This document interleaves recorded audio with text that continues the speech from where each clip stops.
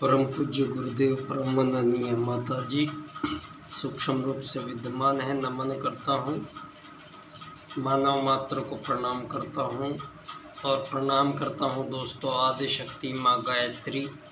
प्राणों की वो देवी जो 84 लाख प्रकार के जीव शरीरों में प्रतिपल प्राण रूप से विद्युत चुंबकत्व के रूप में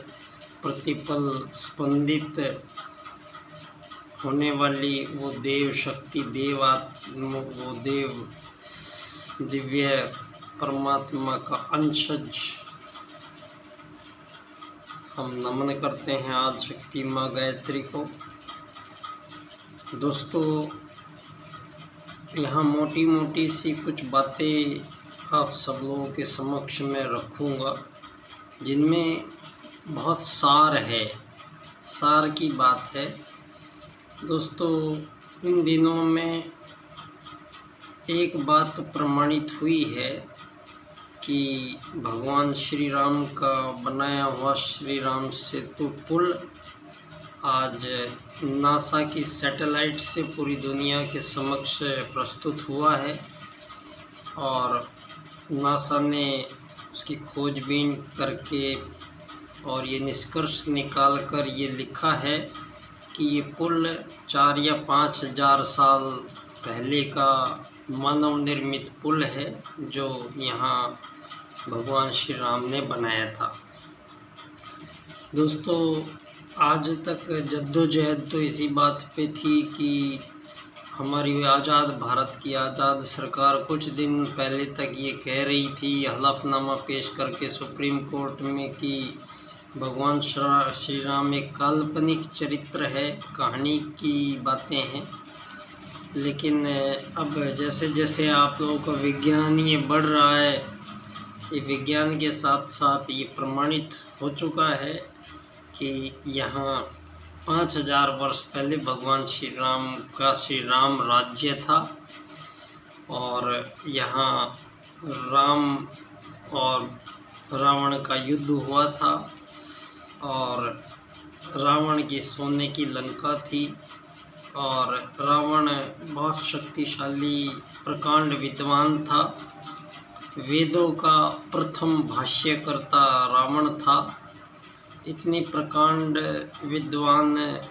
ज्ञान होने के बावजूद वो राक्षस कहलाए और उनका वध भगवान श्री राम को करना पड़ा। उस समय के हालात कुछ ऐसे बने थे ये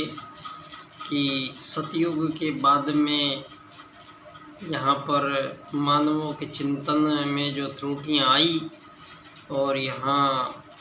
लोगों के सामाजिक जीवन पर जो रावण का जो प्रभाव था, रावणी संस्कृति का,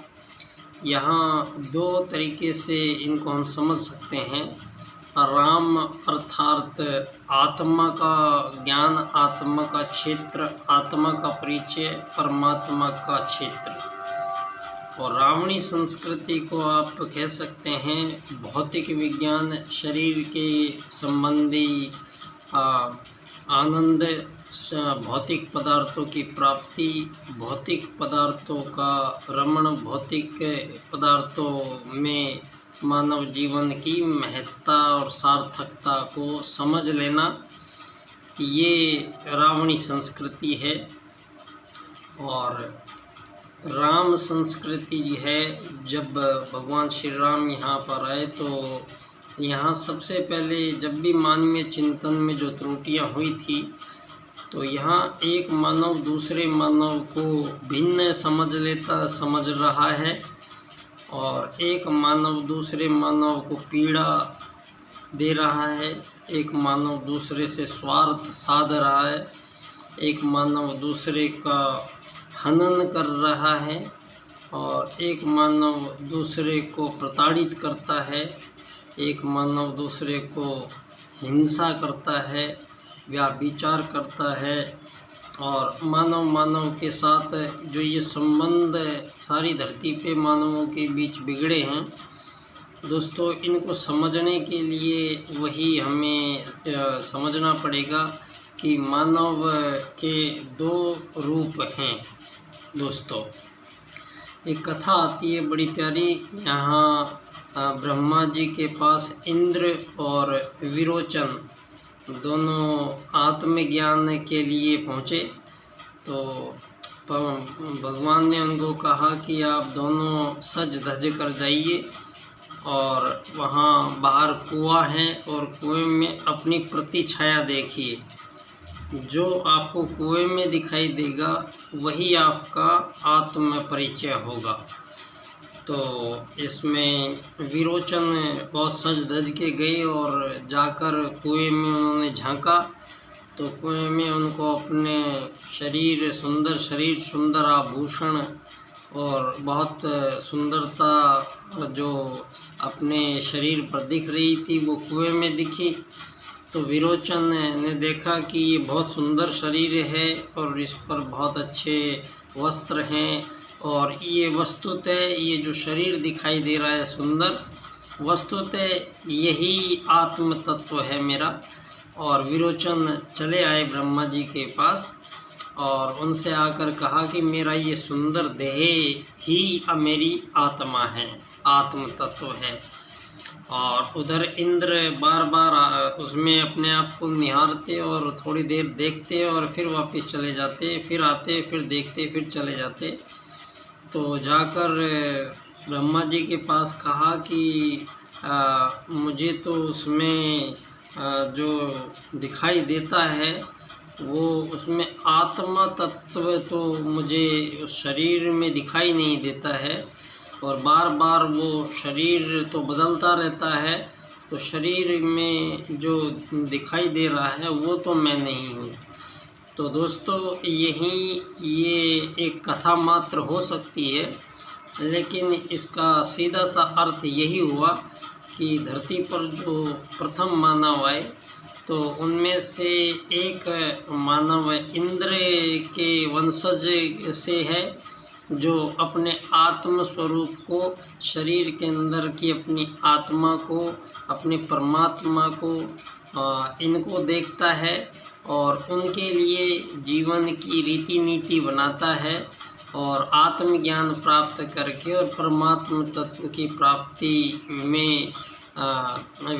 विलीन होता है। तो ये मार्ग कहलाता है अध्यात्म पथ का मार्ग। और दूसरे विरोचन की एक शैली है, जो विरोचन की शैली को आप पश्चिम की शैली कह सकते हैं और जो अपने इस शरीर को ही जीवन समझते हैं और शरीर के आनंद की प्राप्ति के लिए ही जीवन पर्यंत वो कोशिश करते रहते हैं। और वो ये जो यहाँ पर विरोचन हैं, विरोचन को एक तरीके से इंद्र और विरोचन को हम एक तरीके से और समझ सकते हैं दोस्तों। धरती पर जब पहले मानव का आगमन हुआ है, ये सारे संसार में ये प्रमाणित हो चुकी है बात कि धरती पे पहला मानव भारत में उत्तराखंड के क्षेत्र के नीचे के भाग में जन्मा था और पहले मानव का नाम मनु था। उसको जर्मनी में मनस्वी कहते हैं और अंग्रेजी में मैन कहते हैं, हिंदी में मानव कहते हैं। तो ये सब एक ही इंगित करती हैं ये सारी बातें कि मनु पहले मानव का नाम था और वो उत्तराखंड के क्षेत्र के नीचे के भाग में वो जन्मे थे। और मनु की जो पहली परिवार बना, जो वो पहला परिवार जो बना, उसका लिए पहली मानव बस्ती बसाई गई उत्तराखंड के क्षेत्र के नीचे के भाग में वनों को काट के। ये धरती पर पहली बस्ती थी, मानव बस्ती जो बसी, और ये पहली मानव बस्ती आर्यों की बस्ती कहलाई, आर्य लोग कहलाए। और आर्य कोई श्रेष्ठ मानवों का आगमन धरती पे हुआ था, जो हमें ये बीच में पढ़ाते गए कि कुत्ते, बंदर, बिल, मछली से इंसान बने। इंसान पहले जानवरों की तरह रहते थे, नंगे घूमते थे, ये मांस खाते थे, उनको कुछ नहीं आता था। तो ये भ्रामक जो बीच में प्रचार हुआ है, इस पर अब विराम लगाने का वक्त आ गया है, क्योंकि ये सिद्ध बातें हो चुकी हैं संपूर्ण तरह वैज्ञानिक तथ्यों के साथ। तो यहाँ पहली मानव बस्ती जो थी वो आर्यों की श्रेष्ठ मानवों की बस्ती थी, और ये आर्यों में से ही जो लोग आर्य पद्धति को फॉलो नहीं किया जिन लोगों ने, तो उन लोगों को यहाँ के लोगों ने देश निकाला दिया उनको, और अपने आर्य क्षेत्र से, आर्यव्रत क्षेत्र से उनको बाहर निकाल दिया, और वो लोग कहलाए अनार्य। आर्य अनार्य, वो एक ही पिता की संतान थे आर्य, उन्हीं में से जो लोग नहीं फॉलो किया उनको बोला गया अनार्य। इनको देवता और राक्षस भी आप कह सकते हैं। और अनार्य लोगों को जो बाहर जाकर बसे दुनिया में, भिन्न भिन्न क्षेत्रों में वो बसते चले गए, और इस प्रकार से उनके साथ कुल पुरोहित भारतीय संस्कृति से, सनातन संस्कृति से ओतप्रोत होते रहते। उनके साथ कोई पुरोहित नहीं जाने से वो लोग अलग अलग पाताल लोक में, जो पाताल लोक का वर्णन है वो हमारे पुरातन काल से ही है। अमेरिका जिस जगह पर है वही हमारा पाताल लोक कहलाया है, और वहाँ के राजा बलि हुए हैं, और बिलीविया नाम की राजधानी बलि की आज भी मौजूद है। और सारी दुनिया में ये साक्ष्य मिल रहे हैं पुरातत्व खोजों के उपरांत कि अमेरिका में जो खोदें हुई हैं उनमें वहाँ हमारी आर्य संस्कृति के जो हमारे देवी देवताओं के चित्र थे, मूर्तियाँ थी, वो वहाँ पर आज भी निकल रहे हैं। और सारे संसार की पुरातत्व शोधें और खोजें ये बता रही हैं कि भारतीय अनादि संस्कृति के ही प्रतीक चिन्ह सारे संसार में निकल रहे हैं। और ये बात अब साबित भी हो चुकी है कि यहाँ भगवान श्री राम का आगमन हुआ था नासा ने। तो अब ये भी बात साबित हो जाती है कि आपने ये जो बीच काल में ये जो 2000 वर्षों की, 2500 वर्षों की ईसा काल की जो ये संस्कृति है, इसमें जितने भी मानव का ज्ञान विज्ञान दिया गया है ये सारा अधूरा और गलत तथ्यों पे आधारित प्रचारित मानव जीवन के साथ ये खिलवाड़ किए गए हैं। इन सब का निराकरण और निवारण करने का अब ये उचित समय आन पहुंचा है। दोस्तों, ये साबित है बात कि सारे संसार में जो ये लोग रोम सभ्यता है, यूनान सभ्यता है, जो लोग अपने मुर्दे शरीरों को सजा धजा के मम्मी बना के उनको दफनाते थे, वो हमारे ही लोगों में से निकले हुए अनार्य लोग थे, जिन्होंने शरीर को ही वो विरोचन की सत्ता के प्रतीक के रूप में थे कि शरीर ही आत्मा है। तो एक तरफ ये रहा और दूसरी तरफ इंद्र का जो हमारे आत्म तत्व की साधना शोध खोज का परिणाम है कि वो मानव अपने आत्म तत्व को, परम तत्व को, परमात्म तत्व को वो जानने में संपूर्ण रूप से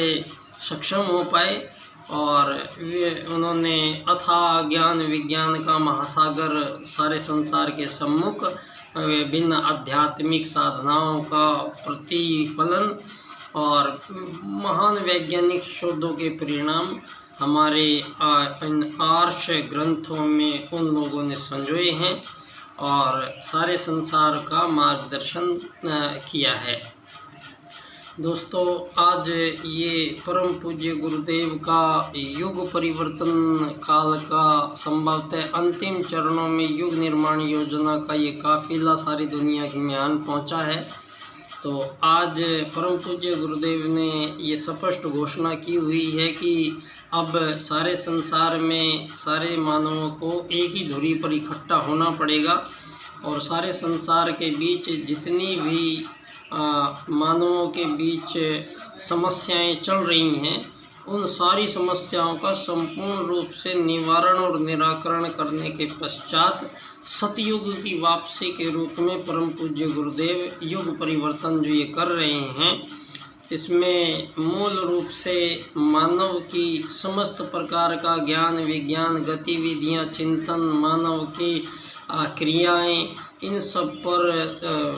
पुनः इनको नए सिरे से गढ़ा जाना है, लिखा जाना है। और ये इसमें एक महत्वपूर्ण जो पार्ट है सारी दुनिया में मानव, क्योंकि 7 अरब लोग सारी दुनिया में आज ये आज़ाद राष्ट्र बन के धरती पे अवैध सीमा रेखाएं खींच के मानवों को उन सीमा रेखाओं में भर दिया गया है और उनके बाहर बोर्ड लगा दिए गए हैं आज़ाद देश। तो आज़ाद देश के जो आज़ादी हो नहीं सकती है मानवों के बीच में, तो आत्मत सर्वभूतेषु और वसुदैव कुटुंबकम के वही वैदिक कालीन वही हमारे 2 सूत्र इस समस्त संसार को भविष्य की एक नई राजनीति प्रदान करने का कार्य भी संपन्न हो चुका है। जो नए युग के युग परिवर्तन में जो 2 सूत्र हैं, जिनमें एक सूत्र है आत्मत सर्वभूतेषु। ये सूत्र इस बार परम पूज्य गुरुदेव ने इस सूत्र को धर्म क्षेत्र से निकाल के और राजनीति क्षेत्र में इसको भेजा है और ये राज्य की नीति का मूल सूत्र बनने जा रहा है आत्मत सर्वभूतेषु। इसको पंडित दीनदयाल उपाध्याय जी, जो संभवतः परम पूज्य गुरुदेव के प्रथम शिष्य ही थे और अक्सर उन दोनों के बीच की जीवन में जो मुलाकातें के सिलसिले चले हैं, उनका परिणाम यही निकला है कि बम्बई अधिवेशन में परम पूज्य गुरुदेव से मिलने के बाद पंडित दीनदयाल उपाध्याय जी ने विश्व राजनीति को एक नई नीति प्रदान की है। क्योंकि दुनिया में ये जो राजनीति चल रही है, ये सारी दुनिया की 90% समस्याओं को क्रिएट करने के लिए यही एक जिम्मेदार कारक है। तो राजनीति का पुनर्निर्धारण करने का कार्य इस बार परम पूज्य गुरुदेव ने पंडित दीनदयाल उपाध्याय जी के सुपुर्द किया है और पंडित दीनदयाल उपाध्याय जी ने इस पूंजीवादी लोकतंत्र के सम्मुख अर्थायाम आधारित एकात्म मानववाद की राजनीति की स्थापना के रूप में युग परिवर्तन प्रक्रिया के अंतर्गत नए युग की नई राज्य की नीति का निर्धारण किया है, जिस पर मैं आप लोगों के समक्ष अपने विचार बराबर रखूँगा। और परम पूज्य गुरुदेव को पुनः मैं एक बार नमन करता हूँ, परम वंदनीय माता जी को नमन करता हूँ, मानव मात्र को पुनः प्रणाम करता हूँ। और वो प्राणों की देवी जिसकी वजह से संपूर्ण संसार का चराचर जगत प्रत्येक पल स्पंदित हो, अपने जीवन को के लुत्फ उठा रहे हैं, अपने जीवन की यात्रा को पूरे कर रहे हैं संपूर्ण जीवधारी, वो केवल और केवल आदि शक्ति माँ गायत्री के उस प्राण के कारण ही संभव हो पा रहा है। तो उन प्राणों की देवी माँ आदि शक्ति गायत्री को हम पुनः नमन करते हैं। और विश्व राजनीति के सम्मुख पंडित दीनदयाल उपाध्याय जी के 4 सूत्र हैं दोस्तों, जिनकी व्याख्या इस क्रम से होगी। आर्थिक लोकतंत्र द्वारा अर्थायाम आधारित एकात्म मानववाद की स्थापना हम करेंगे तो हमें अंत्योदय की प्राप्ति होगी। और इसी बात को हम अगर कहें तो एकात्म मानववाद से समग्र व संपूर्ण वैश्वीकरणवाद, टोटल एंड कंप्लीट ग्लोबलाइजेशन। और यही बात हमारे वेद सूत्र कहते हैं, आत्मत सर्वभूतेषु और वसुधैव कुटुंबकम, इन दोनों सूत्रों का मिलान विश्व राजनीति का भावी सूत्र को सर्जित करता है। तो बहुत बहुत धन्यवाद बाल्यकाल सेवा संस्थान पंडित दीनदयाल उपाध्याय जी की जन्मस्थली धानक्या स्टेशन जयपुर राजस्थान से बच्चा डॉक्टर आप सभी लोगों को पुनः नमन करता हूं। और एक नई युग की नई राजनीति में पंडित दीनदयाल उपाध्याय जी और परम पूज्य गुरुदेव के समीकरणों और सूत्रों की बात मैं आपसे सतत करता रहूँगा। बहुत बहुत धन्यवाद।